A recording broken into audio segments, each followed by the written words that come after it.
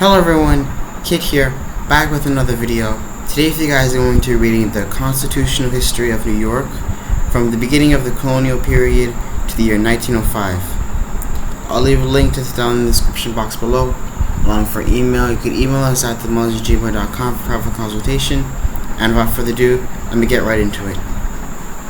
The constitutional history of New York from the beginning of the colonial period to the year 1905, showing the origin, development, and decidual constitution of the Constitution by Charles Z. Lincoln.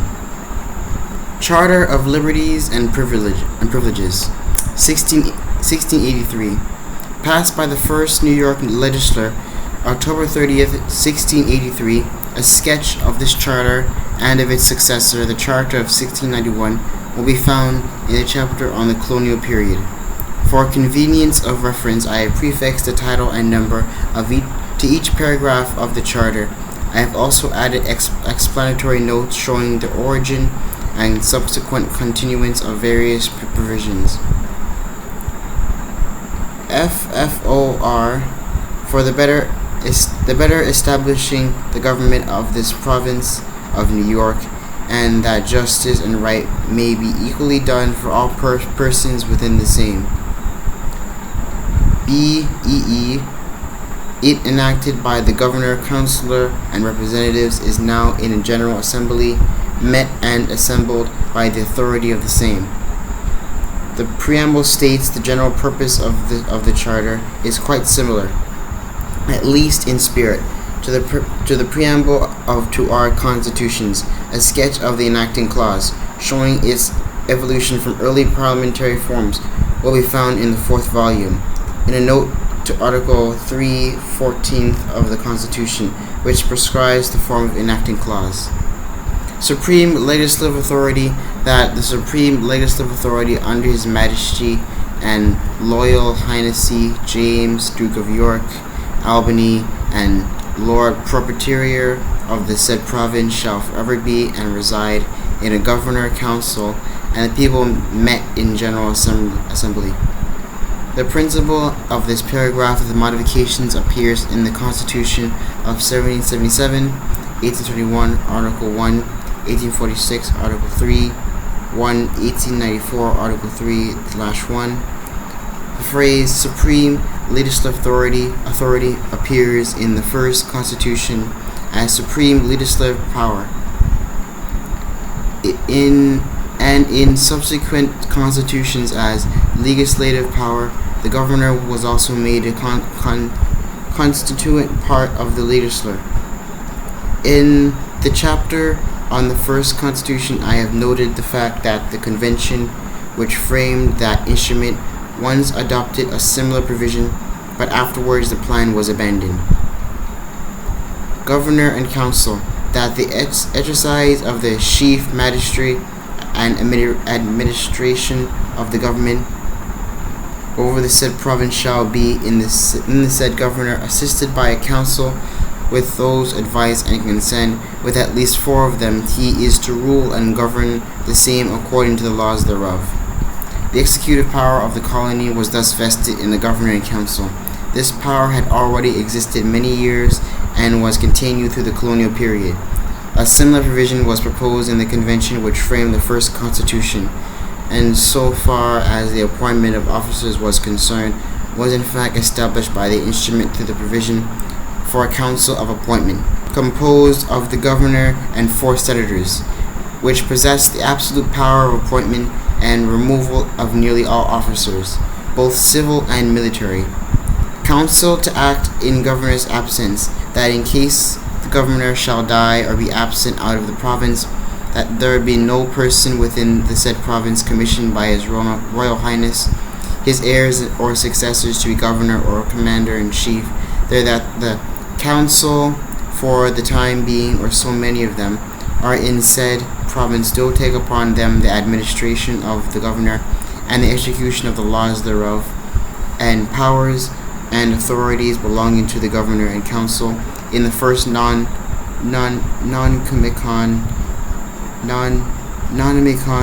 in which council is to preside until the said governor shall return and arrive in the said province again. or the pleasure of His Royal Highness or his heirs or successors shall be further known. This paragraph, which was intended to provide for continuing the government whenever the office of the governor should become actually or constructively vacant, appears in substance in several commissions issued to governors during the colonial period. This subject has been treated at some length in the fourth volume, in notes 6 and 7 of Article 4 of the Constitution of 1894. General Assembly, when to meet, that, according to the usage, custom, and practice of the realm of England, sessions of a General Assembly held in this province once in 3 years at least. An assembly which could not meet would be of little value as a part of the governmental machinery, or as a means of protection against royal encroachments. Hence, it was important to provide for frequent meetings of the legislature. Afterwards, the people of the colony insisted upon annual meetings of the legislature and annual appropriations. This subject is further considered in the chapter on the colonial period, and also in the article in the third volume on apportionment during the colonial period. The present Constitution requires annual meetings of that legislature. Right of suffrage. Qualifications of voters. That every freeholder within this province and free man in any corporation shall have his free choice and vote in the election of representatives. This provision was continued with some statutory modifications during the colonial period, and was substantially incorporated in the first Constitution, 1777, 7 and 10 Constitution, 1821, Article 2, Section 1. The property qualification, except as to colored voters, was aggravated by the Amendment of 1826. See Constitution of 1846, including amendments of 1864 and 1874, and the Constitution of 1894, Article 2, Section 1, for subsequent and existing provisions on this subject. Representatives how apportioned, that the persons be elected to sit as representatives in the General Assembly from time to time. For Queen's County 2, for King's County 2, and for the County of Richmond 2, for the County of Westchester 2, for the County of Ulster 2, for the County of Albany 2, and for Chesterfield within the said county, one for Dukes County 2, one for County of Cornwall 2, and as many more as His Royal Highness shall think fit to establish. This subject is considered elsewhere in this volume, and also in detail in the article on colonial appointment is the third volume. Provisions relating to the same subject will be found in Constitution of 1777. General Assembly, how constituted, that all persons chosen and assembled in the manner aforesaid, on the major part of them, shall be redeemed and accounted. The representatives of this province, with said representatives, together with the governor and his council, shall forever be the supreme and only legislative power under His Royal Highness of the said province. Sessions of General Assembly, that the said representatives may appoint their own times of meeting during their sessions, and may adjourn their house from time to time to such time as to them shall seem meet and convenient. This made the assembly independent of the governor and council in the transaction of his ordinary business, including the power of adjournment. The first constitution contained a provision which has been continued in subsequent constitutions, prohibiting the adjournment by either house for more than 2 days without the consent of the other. But the colonial assembly was not, in this respect, subject to the control of the governor and council. They formed the executive branch of the government and were a continuing authority, not chosen by the people. And it would have been a serious limitation on the power of the people if the representatives had been made subject to executive control.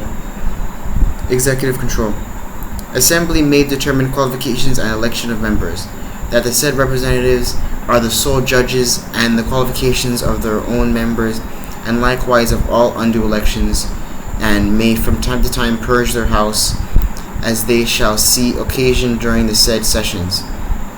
This was the ascertain of ancient parliamentary privilege, and it has been continued in all our constitutions. Constitution 1777, 9, 1821, Article 1, Section 3, 1846, Article 3, Section 10, 1894, Article 3, Section 10. Immunities of members, that no member of the General Assembly or their servants during the time of their sessions, and while they shall be going to and returning from the said assembly shall be arrested, sued, imprisoned, or in any ways molested or troubled, nor be compelled to make answer to any suit, bill, plaint, declaration or otherwise. Cases of high treason and felony only excepted, provided the number of the said servants shall not exceed 3. This was another ancient privilege which was as necessary for members of the Assembly as for the members of the House of Commons. The present provision on this subject is found in the legislative law, which prohibits the arrest of members of the legislature on civil process, except in certain or extraordinary cases. See as the Congress Articles of Confederation, Article 5. Laws must be approved by the Governor and Council, that all bills agreed upon by the said representatives, or the major part of them, shall be presented unto the Governor and his Council for their approbation and consent. All and every which said bills so approved are consented to by the Governor and his Council shall be esteemed and accounted the laws of the province, which said laws shall continue and remain of force until they shall be repealed by the authority aforesaid, that is to say, the Governor, Council, and representatives in General Assembly, by and with the approbation of His Royal Highness, or expire by his own limitations. Married woman's deed, that no estate of a feme convert shall be sold or conveyed but by deed acknowledged by her in some court of the record, the woman being secretly examined if she doeth freely without threats or compulsion of her husband. This rule continued in force until abrogated by statute in 1879. Conveyance by will, that all wills in writing attested by true credible witnesses shall be of the same force to convey lands as other conveyances, being registered in the Secretary's office within 40 days after the testator's death. This rule as to witness is still in force. Dower, that a widow after the death of her husband shall have her dower and may tarry in the chief house of her husband 40 days after the death of her husband, within which 40 days her dower shall be assigned to her, and for her dower shall be assigned unto her the third part of all the lands of husband during conversion, except she were endowed of less before marriage. This is substantially the present law. Alienation of lands to be free, that all lands and heritage within this province and dependency shall be free from all fines and licenses upon alienations, and from all heretics, wardships, liveries, primer, seas, year day, and west ishlats, and forfeitures upon the death of parents and ancestors, natural, unnatural, casual, or justicial, and that forever. Cases of high treason only excepted. Fines and other restraints on alienation were prohibited by statute in the early history of the state, and the prohibition was incorporated in the Constitution of 1846.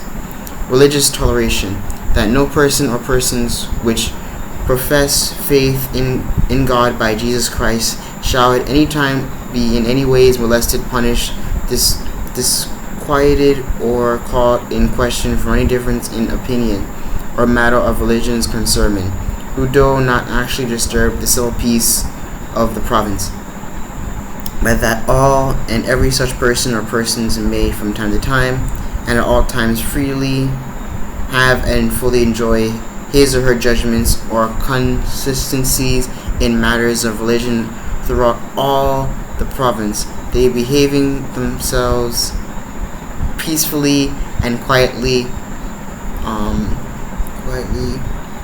and not using this liberty to license, I'm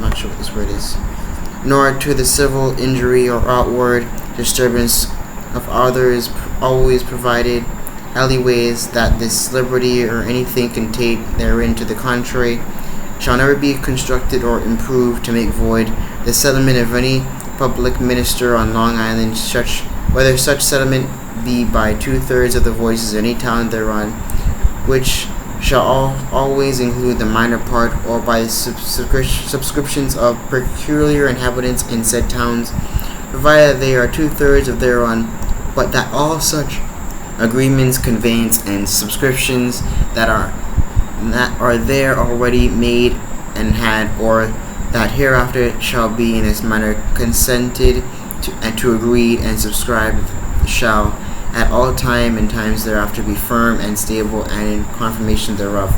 It is enacted by the governor, council, and representatives that all such sums of money shall so agreed and consented to or subscribe as aforesaid for the maintenance of the said public ministers by the 2/3 of any town on Long Island shall always include the minor part, who shall be regulated thereby, and also such subscriptions and agreements as are therefore mentioned, and shall be always ratified, performed, and paid.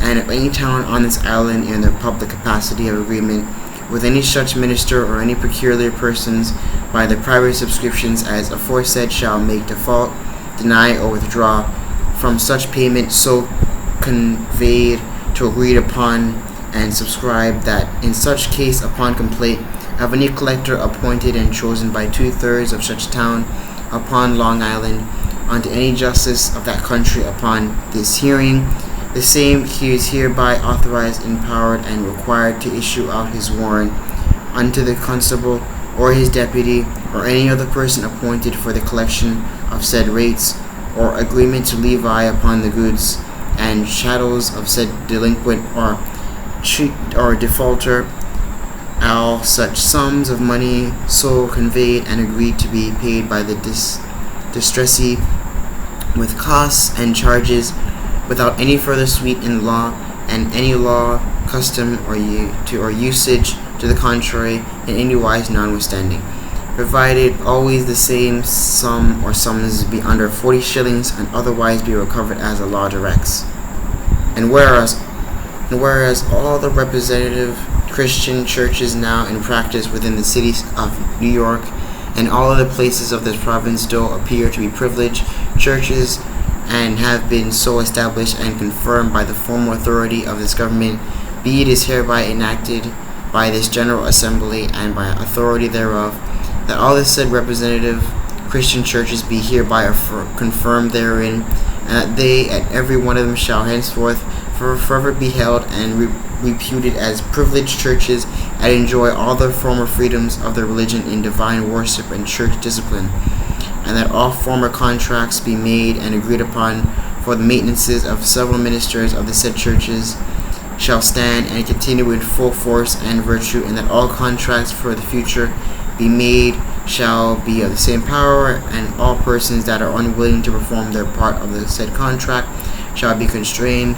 thereunto by warrant from any justice of the peace, provided it be under 40 shillings or otherwise as this law directs, provided also that all Christian churches shall hereafter come and settle with this province and shall have the same privileges. And that's it, guys.